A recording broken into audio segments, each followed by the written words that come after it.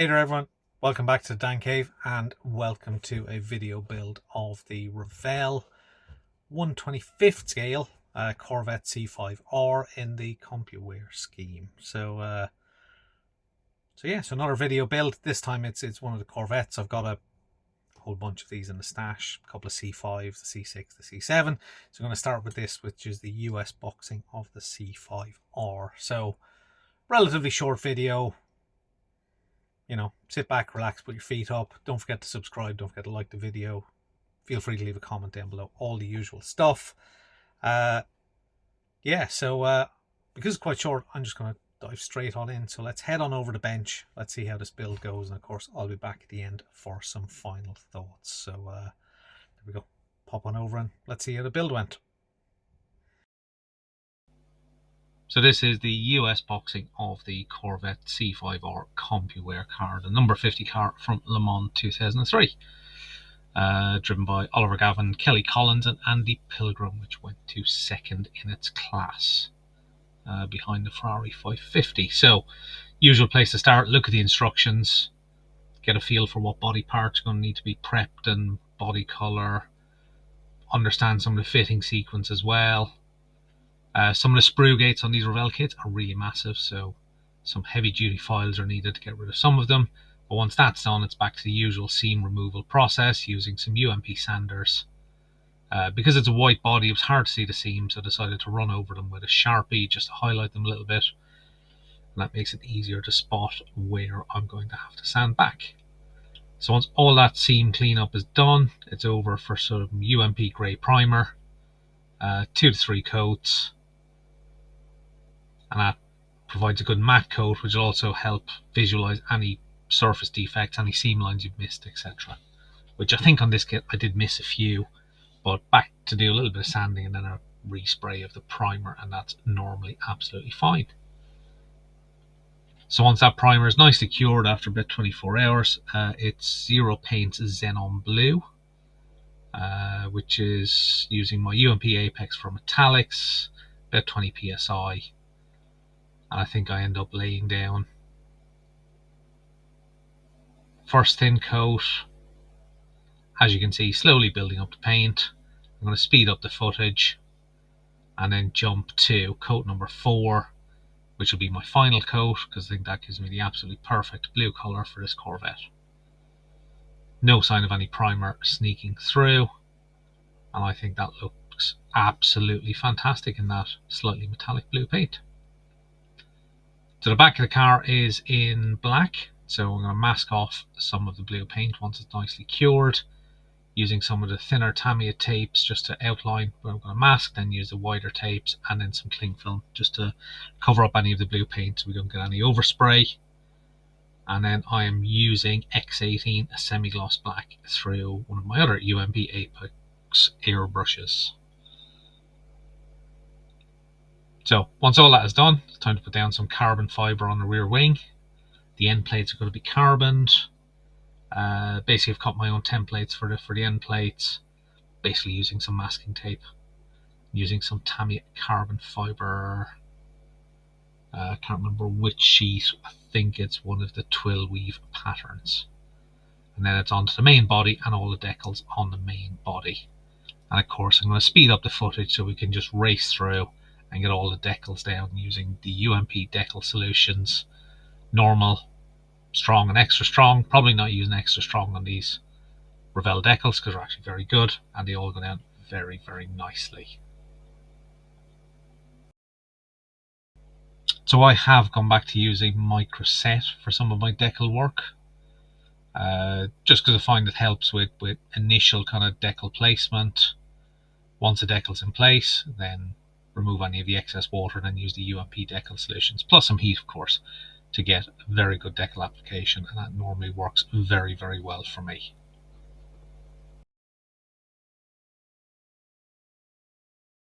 So once the decals are completely cured, it's time to put a dark wash into the bonnet shut line, the door shut lines, just to add a little bit of depth to the panel lines. There's only a couple of areas where it's used. Any excess cleaned up with some odorless mineral spirits from Sansador. And once that's fully cured, it's over to apply the 2K clear coat from Gravity Spain. So 3 coats, about 20 psi. First coat is very much just a very bare tack coat. Not looking for a full wet coat, what I like to call a slightly shiny pebble dash coat. That's left for 10 minutes, that gets really sticky, and the subsequent layer will be your first clear coat, your first real genuine clear coat. So coat number 1 is done, set aside for 10 minutes. Come in for a second coat. The second coat will be the full clear coat. You're laying down a full wet coat. You want to make sure there's almost no orange peel, no surface blemishes, don't miss any areas, get around all the angles. And once again, once that's done, put it away for 10 minutes, then come back for your final coat, which doesn't need to be as heavy, but you're making sure you have absolutely no orange peel, because this is how the kit will completely cure over the next few days. But already looks absolutely fantastic with that clear coat. That blue absolutely sparkles. Really liking this colour.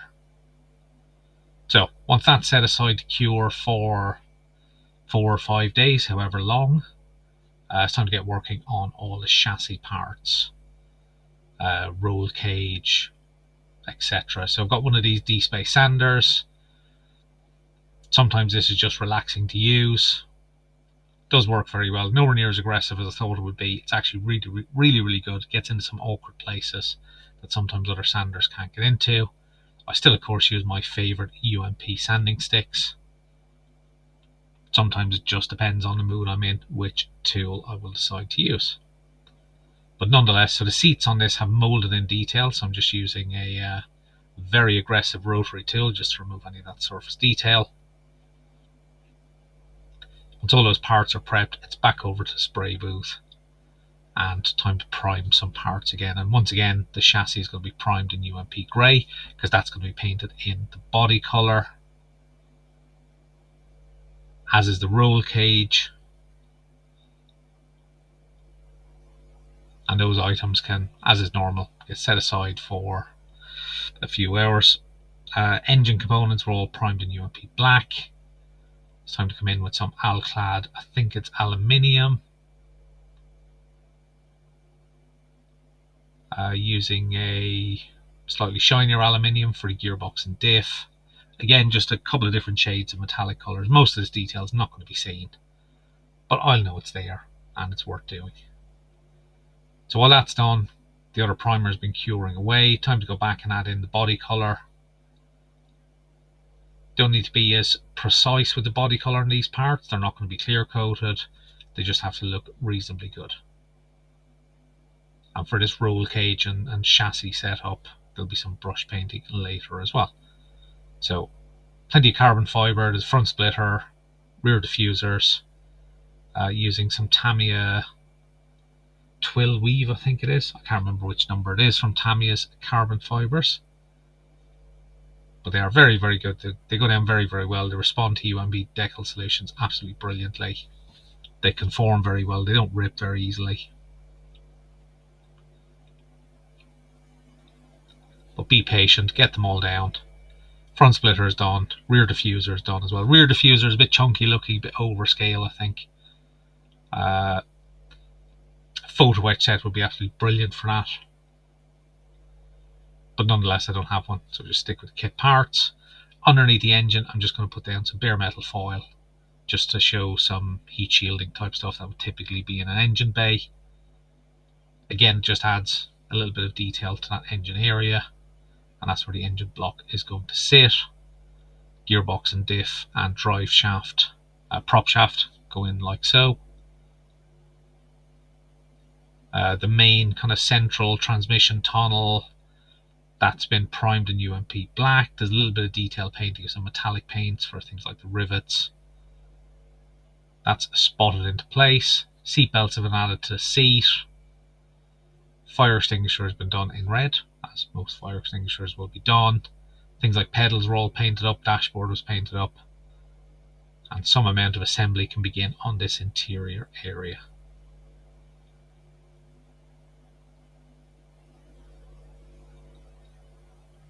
It's not your completely typical build sequence. but it does go together really well. It's actually quite logical from Revell once you figure it out in your head. There's some additional parts to go on the roll cage, and in some ways you could almost leave this on its wheels, kind of showing the engine, the intake, etc., and leave the body to one side, because it does actually show off quite a lot of detail. It looks quite nice, in my view at least. Quite a lot of detail for a Revell kit. So the body has been fully cured. It's time to flatten back and polish up any blemishes. So any dust spots, they get knocked back with some God hand sanding sponges. Normally use the 6, 8 and 10, but if there's some really bad spots, go to 4, you can even go to 2. But work through the grits progressively all the way up to 10,000 grit. Use some water, a little bit of soap. And once that is done, I'm using Meguiar's polishing compound this time with a rotary tool. Just making sure that sponge is nicely wetted with the compound. It can spray everywhere a little bit. This is a very low torque rotary tool. I can stop with my finger. So it's very, very low RPM, very low torque. But still, you do need to be careful that you don't burn through any edges. And then it's a case of using the compound to bring back that original shine, but without any blemishes, without any dust spots, or at least a minimal amount anyway. So it's the compound first, then there'll be a polish. And basically just working that compound into the surface, going all the way around the kit as much as possible. Of course, be careful of any edges, be careful of any raised details. It's very, very easy to burn through an edge. Paint, clear coats always go thin at the edges. And as said, once that compound course, the compound is used, the first course, we go on to the main course, which is the polish. Then we move on to Meguiar's polishing compound. And that just brings back an absolutely beautiful shine. So at this stage, you don't really want to put any coatings like waxes or any detail sprays on. You want basically just a clean surface. Wash it down, wash out any of the remnants of the clear coats in any of the panel lines. Once that's done, you can then use a Meguiar's finishing spray just to bring up that absolutely final, brilliantly shined finish onto the bodywork. I have to say, I've really enjoyed this kit so far. I've really enjoyed putting it together. Really happy with the colour that's come out as well. So there is a little bit of brush painting to do. There's some intakes on the front. Now these can be masked up and painted, but given the 2K is on it, I just use a bit of brush it into the recess, and then use a very fine cotton bud just to clean up the edges a little bit. And you would never know the difference unless you look very, very closely. And then it's fine little details on the exterior, like rear lights. As you can see, the glass work is done as well. So I'm going to use some Deluxe Materials glue and glaze, which is basically a PVA glue. That way it's easy to clean up any mistakes. It's not going to damage any of the clear parts. Wheels themselves were done in a gunmetal. Tires went on absolutely fine. There's some basically pegs to go through the front wheels.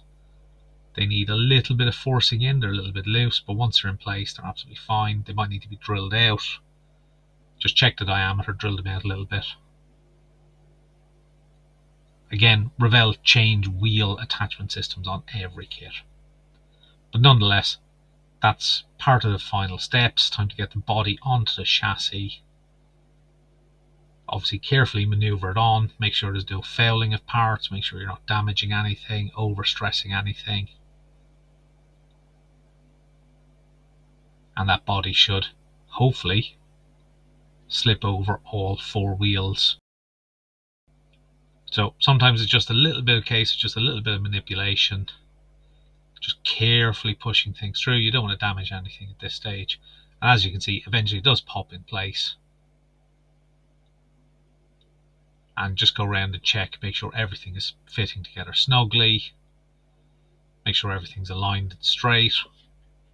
and then it'll be a case of getting on the very final parts, such as things like the wing mirrors, which you can see are just at the top right. So they're now on, and then it's the very final part, I think, to go on, which is the rear wing. So that is just popped in place. I think I put it on with CA glue, just because its actual gluing points are actually fairly small, so the CA glue will work much better. So just making sure that's pressed into its recess. So let's have a look at the final video. Instead of photos, I'm just in a video on the turntable. So as I said a couple of times, I think the blue on this absolutely sparkles. It's a lovely paint from Zero Paints. Looks really good. I'm very happy with the outcome. The contrast with the black on the rear is brilliant as well. The little carbon fibre extras on it, I think, just help set it off, like the headlight covers, the splitters, etc. So let's head back to me for final thoughts. So there we have it. There is the Revell 25th scale Corvette C5-R in the blue CompuWear scheme finished. So I really enjoyed building this kit, actually. I was quite surprised. I think I always wanted to build it. When I opened the box, there was probably a little bit of trepidation, you know, some of the usual Revell issues, lots of parts, they often don't fit. Was this just going to be a battle the whole way through? Actually, I think it went together really well. Level of detail is quite nice from Revell. A few areas you can see it's kind of suggestive detail rather than, you know, real detail, and you know, but it goes together well, and actually I think it really looks well on the shelf. So it'll look good when it's got its stable mates. So the other C5-R, I've got the C6, C7, etc. all built up as well. So but yeah, I've thoroughly enjoyed it. Not sure my pictures do it justice. They were put together quite quickly when I finished the build and took photos of it, but nonetheless, hopefully it captures at least some of the essence of this kit anyway. So, but yeah, I thoroughly enjoyed it. Hope you've enjoyed the video. If you have done, of course, feel free to subscribe to the channel, feel free to like the video, and also feel free to leave a comment down below. So I'm going to call it quits there. Let's not pad it out too much. It's a short enough video build. So yeah, so thank you for watching. I'll see you all very soon. So bye for now.